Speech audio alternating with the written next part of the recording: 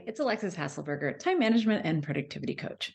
Now, the last time you took a vacation or were thinking about it, did you think to yourself, I don't even know if this is going to be worth it? There's going to be so much work waiting for me upon my return, or maybe just prepping to get all this stuff done before this vacation. I just don't know if it's worth it. If you have ever thought, I am too busy to take a vacation, then this is the video for you. So I want you to watch the whole thing because I'm going to give you a number of tips that you can use to actually take a vacation, enjoy the vacation, not be thinking about work all through the vacation, and come back to something that is not a mountain of work that you need to dig yourself out of over weeks and weeks and weeks and weeks. Okay. So first, I'm going to start with what we can do for the work side of things. And then I'm going to go into what we can do for the personal side of things, or the actual vacation prep of this vacation prep. So thinking about work, first thing you want to do is a few weeks before the vacation, maybe even before that, if you know in advance, like as soon as you possibly can know, do a couple of things. One of these is going to be blocking off 2 days in your schedule, or maybe half days if that's all you can swing, but you're going to block off the last day or the last afternoon that you're going to be at work. And you're going to use that to tie up loose ends, to make sure that, everyone's got everything from you that they need from you, et cetera. You're not going to be, in back-to-back meetings until 5 p.m. the day that you are going on vacation, right? And then on the flip side of that, you're going to block off the whole day, if you can swing it, the first whole day, to just get your email, your Slack messages, your task system to just catch up and get all that stuff under control your first day back. Now, I will say, if you can swing this is even better. Pretend like you're not even coming back from this vacation for an extra day so that nobody even knows you're back, right? This day is a secret day that only you know about. But even if you haven't done that, just block off that time. This will be the time that you're going to get back up to speed with all of the things that you missed while you were out. And trust me, if it feels like, oh, how can I do that? I'm going to have so much stuff to do. Would you rather be digging yourself out of 1,000 emails for several weeks, working late every night? Or would you rather block off one day, get everything back to kind of zero-ish on that day, and then feel like you're really back into work without feeling completely underwater, or that, you've just got this mountain of stuff? And if you're thinking I don't know, if I take a week-long vacation or a 2-week vacation, how am I possibly going to get all that done on the first day? Let me just tell you, I recently took 6 weeks off, and I actually scheduled a day and a half because I thought that's how long it might take to get through all the email and the Slack and all of that stuff. But actually, I was back to inbox zero on the first day that I was back. So it did take about 8 or 9 hours for 6 weeks of email. But if you're just taking a week off or a couple of weeks off, then you're going to need less time than that. But this will make the world of difference, because on day 2 of coming back, you will feel good instead of feeling like, oh my God, I'm still so underwater. I don't know what's going on, et cetera. Now, the day before, or maybe a day or two before you go out on your vacation, you want to email everyone that you work with and just remind them that you are going on vacation. And if they need anything from you, then they need to get it from you within the next day or two, because you are not going to be accessible. You are not going to be available, after a certain time on the day before you leave for your vacation, right? So just make sure everybody knows, and this will get those requests coming to you at some time other than the very last hour of your last workday before you go on vacation. I also forgot to mention that you should also block off your vacation on your calendar. I think that seems obvious, but sometimes we forget to do so, so that we can make sure that nobody is scheduling meetings, et cetera, in a time that we're gone, because that'll be less work for us when we have to reschedule all that stuff. Now, when you get back from vacation, you'll just basically reverse this whole process, right? So you'll get back, you will make sure that you get down to as zero-y as you can for all of those different inboxes. You'll make sure that first day that you know what's on your plate. You'll have a good plan for the week ahead. You'll make sure to thank profusely your coworker who maybe took over for you while you were gone. You will offer that same service to another coworker who wants to take a vacation. You'll just be thankful, right, that somebody took care of the things while you were away. Now, let's think about the personal side of things, because that's the work side of things. The personal side of things is, it's a lot of work to prepare for a vacation. And so how can we make that work easier for ourselves, assuming we want to take lots of vacations, which, I do, and I don't want to have to recreate the wheel all of the time. So what are the things that you can do on the personal front to make things a lot easier when you're planning for travel or a trip, or et cetera?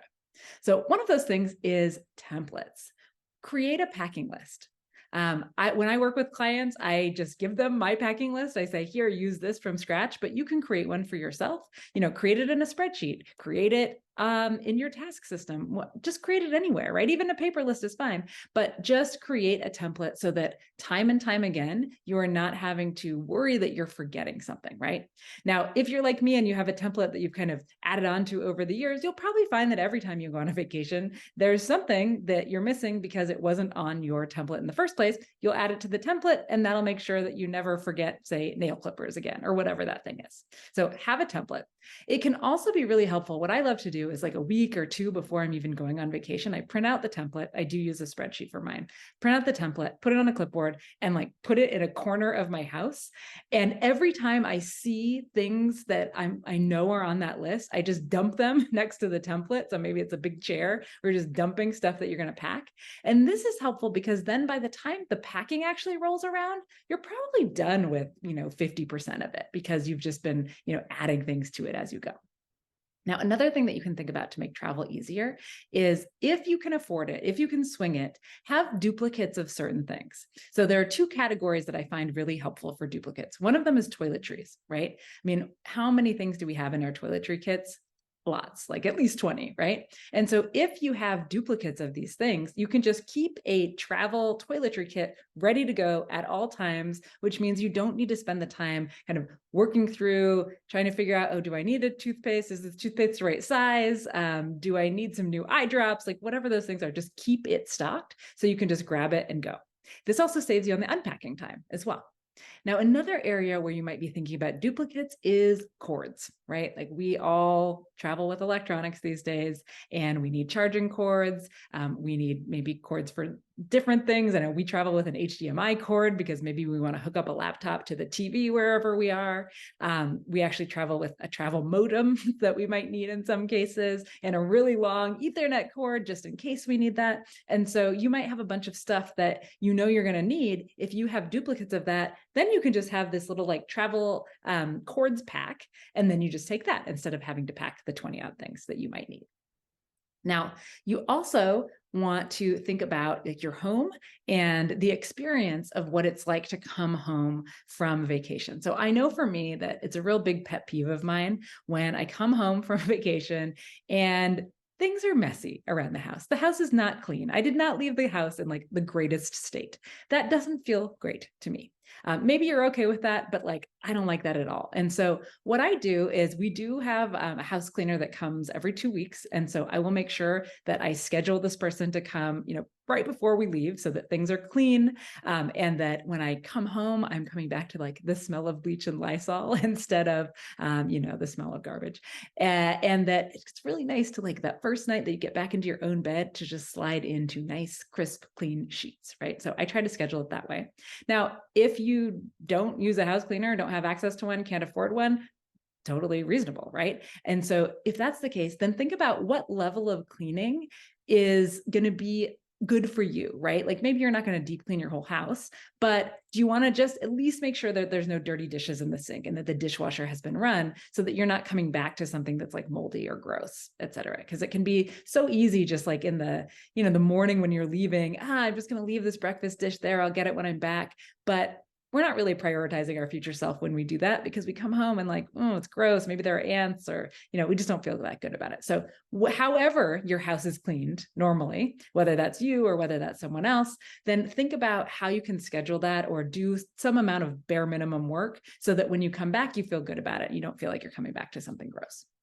Now, another thing that you can do is with the unpacking side of things. So I know I talked to so many people, so many of my clients have said things like, yep, I went on a trip and it's a month later and there, my suitcase is still sitting there, hasn't been unpacked. And I walk by it every day and I feel bad about it.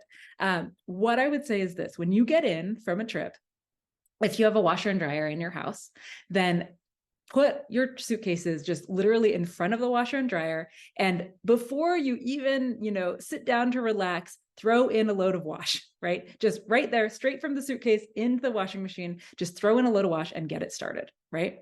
And what happens when you do this, I don't know if you remember from a couple of videos ago, we talked about how action actually begets motivation, is that you just get started. And then once you've taken that first action of just starting the load, you will feel compelled and motivated to keep doing that laundry until it is done. If we just let it sit there, we're kind of annoyed about it, we just let it sit there, then that motivation, we might find it tricky to access that motivation. And so my little hack for this is just literally within the first 5 minutes of coming home, there is a washing machine load started, because that gets the cycle moving. And for someone like me who has ADHD, it's actually really helpful to have kind of a visual there. So when I am coming by the washing machine, I'm like, oh yes, it's still running. Or I walk by again, there's still laundry in front of, like, oh yes, I need to do that again, right? So you just keep it going until you're done. So I hope these tips have been helpful. I've given you a whole lot of tips right here, right now, but I would also love to know, what are your travel hacks? What are your vacation planning hacks that you use to help you to enter that vacation and return from that vacation in a smooth way that doesn't feel terrible? And actually, you know what? I just realized I forgot one other thing that is important that you can do. I was just about to end this video and I decided, no, I want to share one more thing. And this is that you might also want to have like a travel to-do list. So I know that for me, there are a number of things that I want to make sure to do before I leave somewhere or leave my house. And so these are things like turning off, heat or AC so that I'm not, burning cash on things I don't need to when I'm not in the house. Maybe it's turning off the water if it's a cold month, don't want those pipes to freeze. Maybe it is checking with or making sure you have travel alerts for your credit cards so that, wherever you are, your credit card is not going to be flagged as fraud. There are just a number of things that are probably pretty static that you do every time you leave. But if you create a template for that, then you don't have to remember them every single time. I mean, I even have a template for things like, when my parents come to visit me, I'm not even leaving anywhere. I'm like, okay, make sure to get like these snacks and these drinks, etc., just so that I don't have to think about it. So that is my last tip, but I want to hear all of your hacks. If you have ways that you are making travel easier for yourself, or if you're just curious to try some of these techniques, then please leave me a comment below. I want to hear all about it. Hey guys, video editor here. I just want to quickly pop in and say to like and subscribe because as you can see, only 20% of the people that watch us are actually subscribed. So if you love this content and want to see more of it, it will pop up in your feed more often if you subscribe. Thank you.